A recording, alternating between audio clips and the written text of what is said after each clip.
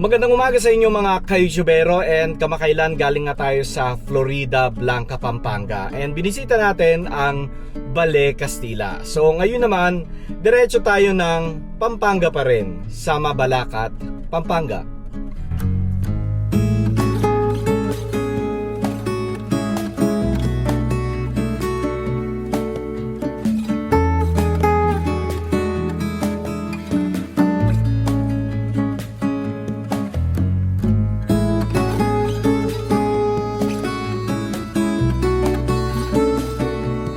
Meron tayong bibisitahin na isang bahay, pero hindi ito ancestral o heritage house. Ito ay modern but classic and a rustic version of Spanish era house. So malapit lamang yon sa simbahan ng Mabalacat, Pampanga. Siguro mga 7 minutes away lang. Bisita rin tayo ng simbahan ng Mabalacat. Okay, so nandito na tayo sa simbahan ng Mabalacat, Pampanga. And nakakatuwa no, ang lawak ng parking space nila rito, no?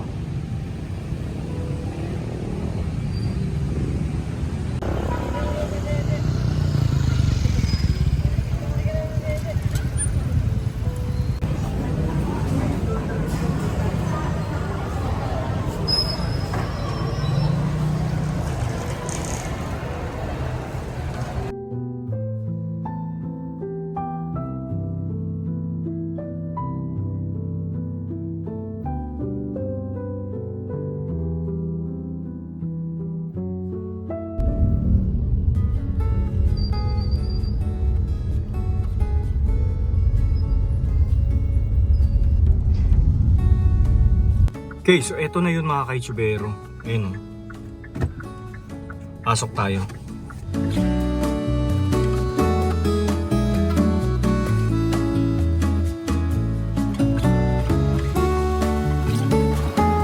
Okay, so magandang umaga sa inyo mga ka-YouTubero, and nandito nga tayo ngayon sa Mabalacat, Pampanga. And kasama natin si Mr. Hermie, and nandito tayo sa kanyang napakagandang bahay. Mr. Hermie, magandang umaga po. Good morning. Good morning po sa inyo lahat. Okay, so sir, napansin ko, pagpasok ko pa lang kanina ng gate, napakalaki ng bahay. Ilang square meter po ba itong lote na ito, sir? The lot is 2,000 square meters. Tapos itong bahay, dahil square ito, it's 225 square meters. Meron siyang 2 bedrooms and 1 bathroom sa taas. And then, excluding yung 2 car garage, meron ding banyo doon, tsaka yung washer dryer. Medyo parang malaking tignan. The design of the house, I was influenced sa mga bahay sa Clark when I was really young.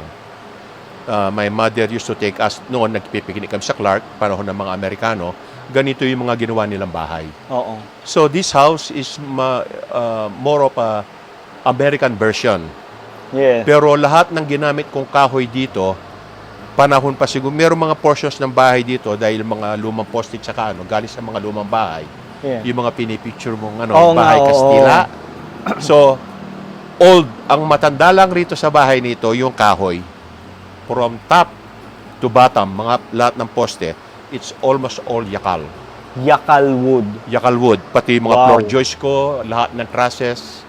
At saka hindi ako nag-refine, nagpino ba. It's para medyo rustic ang dating. Dating niya. It took a lot of effort at saka research from Bamban, Mabalacat, Balibago, Angeles City, San Fernando, Santa Rita, Mexico, Lubao. Umiikot ako. Tuwing may makita akong kahoy, pinatatabi ko, tapos pagka may naipon na ako, saka mo pinapapick up? Pinapapick up sa truck. Ganun ko naipon ng mga kahoy na yan. So lahat ng kahoy na yakal na ito ay dito lang mismo sa Pampanga? Yes. Wow. Yes. Tapos yung mga kapis windows ko, ang gumawa niyan, sa yung dating taga Bacolor, nalahar yung niya.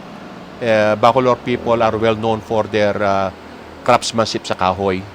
So siyang gumawa ng mga kapis windows ko kasi wala akong makitang uniform size na pwede kong gamitin dito. So, ginawa ko rin yan. Yakal din ang mga frame ng mga kapis windows. So, by the way, si Mr. Hermie is nakabase siya sa Amerika. US, yes. And ito is parang vacation house mo ito, sir. Yes. No? Been a dream house.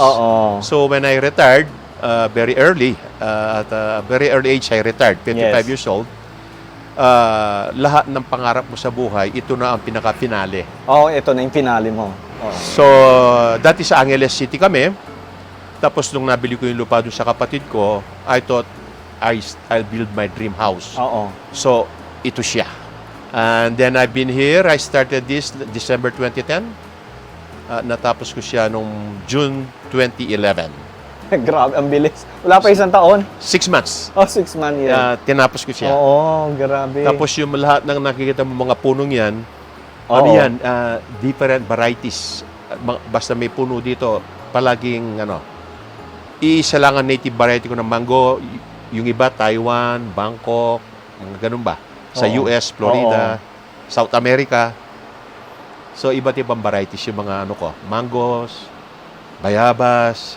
So, Diba? yung mga anak ko kasi, mga pamilya ko, mga apo ko, they come Oo. here maybe once a year or every 2 years, ganon. So they all based in America. Nasa US sila lahat. So, I think it's about time for me na I really enjoyed parang talagang pinakil ng retirement ko dito. So, now it's about time for me to go back sa mga families. I'm now in my 70s. So, I think I should be with my family now. Oo. And itong house na ito, sir, is since you're not staying here any longer, you're selling this house, Yes. no? Actually, yes. Yan ang plano. Okay, yan pala. Then,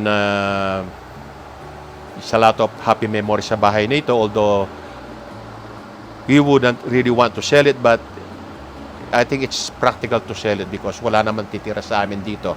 I think it's time for a new owner to take over. Oo nga, Hopefully, they will oo. also enjoy it. Oo nga, no. Tsaka, sir, nagustuhan ko sa lugar na ito, ang layo natin sa highway. Wala akong marinig ng mga sasakyan, kundi paila-inlan ng mga motor. Now that you've And mentioned it, yes. Very quiet. Mm-mm. By the way, this is in Bicol, a barangay of Mabalacat. Bicol, Mabalacat ito. Bicol, Mabalacat. Yes. Okay. It's a very nice location. At tapos, tahimik. Walang masyadong, hindi problema yung mga crime ba, yung mga usual things about mga addict, mga ganun ba, magnanakaw. It's a very nice small barrio. If you're looking for a quiet home, tapos very relaxing atmosphere, this is really a very nice place. I love this place. Pag nasa labas ka, sir, parang ang tagal niya nang nakatayo dito. It seems Diba? that way kasi yung kahoy. Oo, because of the kahoy na ginamit. Lika nga, sir, turo mo nga kami sa bahay mo. Tour tayo kay sir. Galing, gusto ko So, ito, sir. Paikot. Sa mga mangoes ko, 5 na yung natumba, pero buhay pa yung iba. May mga natumba na. Nahiga lang, pero okay naman sila. Oo. Tapos yung yung mga bambus, mayroong Buddha belly, may mga Thai, for privacy. Kaya nakapaikot sila sa bakod. Tapos ito yung water source ko. Pero meron ding water source sa sa municipality. Oo. Pero mas gusto kong gamitin yung deep well kasi ito eh. Deep well, pwedeng deep inumin. well, oo. Tapos meron akong generator pagka walang power dito. So I just put on it will supply power to the whole house. Oo. Ito, mga bayabas na yan, galing sa mga friends yan, binigay ng mga friends ko. So matatanda na yan pero buhay pa rin. Oo, ang galing. So ito yung tingnan nyo itong mga kahoy. Oh. Yakal. Ito, sir, yakal ito, di ba? Yakal lahat Mga to. kahoy na to. Lahat na nakikita mo, yakal lahat yan. Grabe. Ito, ang tawag nila ironwood. Hindi ko alam kung bakit ironwood. Kasi talaga sobrang tigas nga naman. So ginawa kong mga And kita nyo yung pinagdugtungan ng mga kahoy. Oh. lahat bolts. Oo. Pwede mong i-disassemble, makita mo, puro bolts. Oo. Hindi kasi pwede yung mga pako. So, bolts ang ginamit ko. Kaya, yung nakita mo, yung sa Bagak, yung bahay na, mga lumang bahay sa Bagak. Sa Bataan. Las Casas? Oo, yun. Ayun. Oo. Ito, pwede mong gawin ito. Kung Oo. ililipat, i-disassemble lang siya. Kasi, mga mga bolts ang ginamit. Wow. Grabe. Grabing bahay ito. Ito yung mga hindi na aanayin. Hindi, Di ba, hindi sir, inaanay ano? yan. Yes. Oo. Totoo yun. Hindi inaanay. They tried to come up nung panahon ng COVID. Meron ka makitang marks doon. Kaya lang umakyat lang sila, hindi nila nakain. O kasi, oo naman. Kasi nung COVID nasa States ako, hindi ko na may nakakyat pero wala. Hindi nila nakain. Hindi lang na nakain. Oo. Di ba? So, ito yung paikot ng bahay ni Sir. And kita nyo yung mga butaka ni Sir, oh. Ito, binili ko pa ito. Walang antique dito. Ito binili ko ito way back 90s yata yon. Oo. So, siguro alam mga ko- repro na ito, Sir, ano? Oo, Reproduction. galing ng Isabela, Nara. Oo. Binili ko, although wala pa akong ganitong bahay dahil alam ko gagawa ko kaya Oo. binili ko ito. So nagamit sila. Talagang nireserva mo na, Sir, ano? O nireserve ako na. Oo. So, So, ano yung kinukwento mo kanina, Sir? Itong mga, bakal? ito, nag-design dito yung kumpare ko, wala na siya ngayon. Oo. Siya lahat ang gumawa ng lahat ng ironworks dito hanggang Oo. gate. Sila. Tapos ito yung yung mga window jumps man tawag mo diyan. Oo. Puro yakal lahat yan. Yakal yan. Yakal ito. Mga beams, Yakal. lahat yakal. So, ito, syempre, yung pintuan mo, Sir, hindi... Ito, nara ito. Nara Itong na screen yan. door, pero yan, nara din ito. Oo. Galing sa old house. Di ba? Nakapasok tayo. Saan kailangan na talaga natin yung mga bahay may, lagyan ng screen para kahit pa paano pasok pa rin yung Oh house. yes, Sir, definitely. Talagang ganun ang ko. Gusto So, ko ito yung- airy. Pati yung mga bintana ko, maluwag yan, bubuksan mo lahat yan. It's all open. Oh, wow. Grabe. Kita nyo naman yung sala ni Sir, oh. Ito, mga ratan, oh. Ito, matatagal na ito. Ginamit pa ng mga anak ko ito. Matagal na yan. Oo. Siguro mga 20 years or something. Very simple lang. Lang ako, wala ako masyadong frills. Gusto ko, simple lang. At Tsaka wala masyadong gamit. Para Yes. spacious pa rin, no? very practical dapat. Oo. Siyempre, kung ano lang yung kailangan mo, yun lang. Tapos itong kitchen ito, ginaya ko ito. Pag napapanood ko yung mga Godfather, mga ganon. Oo. Nakita ko ganon. Sabi ko, ganon gawin kong tiles. Oo. So, mga bagong tiles pero black, gray and white. Ito, yakal din ng mga ito. Ang gumawa ng mga bintana ko, tsaka siya rin ang gumawa niyan. Pero yun, na yan, mga board. Binili ko sa Wilcon. Ako na lang nagkulay. Ang galing. Anyway, tapos dalawa ang room. Ito yung master's bedroom. O, dalawa. Isa, dalawa. So, ito yung master.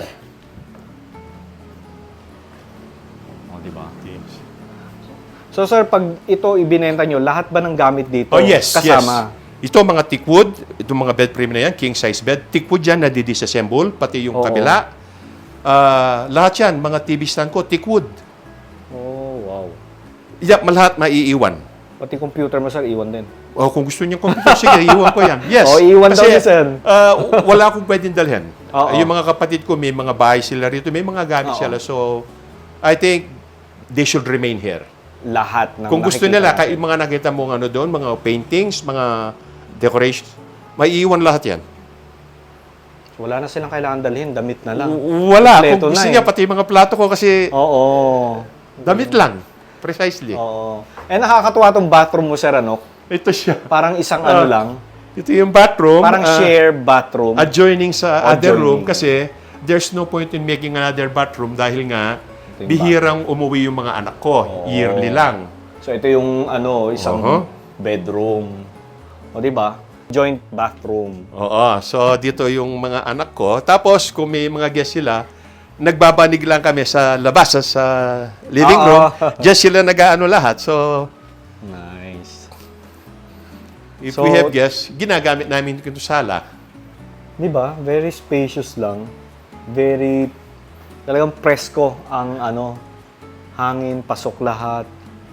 Yes, it is airy. Oo. Yes. Diba? Talaga. Yun ang talagang yun, intentional. Nung pinakita ko sa iyo yung bahay ko, I just showed it to you dahil alam ko you are somebody who will really appreciate yung ginawa ko dito. Tapos nang i-offer mo nga sa akin na Kung pwede kong gusto mong i-feature, i-feature, oo. sa channel mo, I wasn't really expecting it. Medyo, sabi ko, Parang hindi naman to ancestral house, hindi naman to heritage. Parang yes. ganon, Sir. Oo, sabi ko, kaya na-excite ako, sinabi ko kagad sa mga anak ko. Kasi yung ginagawa mo, sa kakaano ko sa mga vlogs mo, tinitignan ko yung effect nito, yung ginawa mo. kahit yung mga may-ari ng mga old houses na ni-restore ngayon. Tapos yung mga ginawa nilang, yung iba ginawa nilang restaurants. Oo, Yung iba ginawa nilang mga museum. Tapos nag-charge ng magkano lang, di ba? Para ano? Yung taong mga gustong magpa-wedding photoshoot, mag-hold ng reception, biglang nagising. Doon ko nakita all the while, I thought, walang masyadong pumapansin Oh, sa wala, mga ganon. yes. Oo, totoo. Alam mo, iyan ang naging effect nung ginagawa mong vlog. Parang sabi siguro nila, pwede pala na hindi kailangan bago. Iyon ang naging positive effect mo. And it's very nice to see na yung reception ng tao, yung pagtanggap sa mga ganong vlog, this is very educational. Tapos historical, and it puts some yung values sa mga kabataan ngayon na nakakalimutan na. So, I really appreciate yung channel mo. At marami kami. Your 400,000 subscribers, malaki yun. Malaki na ba yun, sir?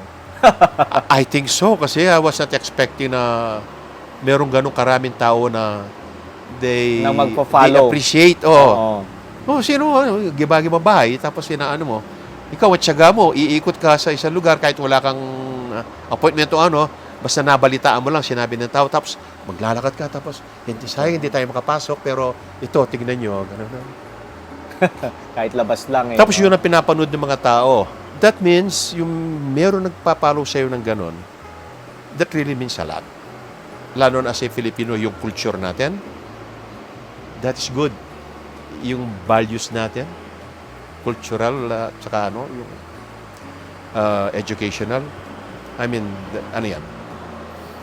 Maraming nagbablog. Puro lang hindi naman sa walang kwenta yung entertaining. Pero yung sa'yo, more so sa educational. Oo. Tsaka nakakadagdag sa identity natin. Oo nga, di ba? Yeah. Kasi Pilipino tayo, tapos wala tayong ganitong... So, keep up what you're doing. Maraming Tsaka, salamat, sir. Hermie. You're really very busy going around. Oo nga, sir. Ang dami ko pa nga gustong puntahan eh. Meron pa nga akong Mindanao ulit eh. Baka bumalik pa ako ng Ilocos. Maraming salamat, Sir Hermie. At Maraming salamat din pinapunta sa'yo. mo kami rito sa bahay mo. Thank you very much. I Ayun. appreciate your coming here. Ay, maraming salamat Very po much. ulit. Thank you, sir. So, sir, paano kanila makukontakt kapag may nag-inquire sa bahay na ito? Yes, maybe kung may interested, I'm really selling this property. It's either maybe through yung very close kay Fern sa kanya, or through my messenger, Wiya Baba. That is WIYABABA, Wiya Baba. Then I will respond promptly. I'm really very happy for you visiting my place and giving me this opportunity to show the place. Thank you so much, Mr. Hermie. See you soon.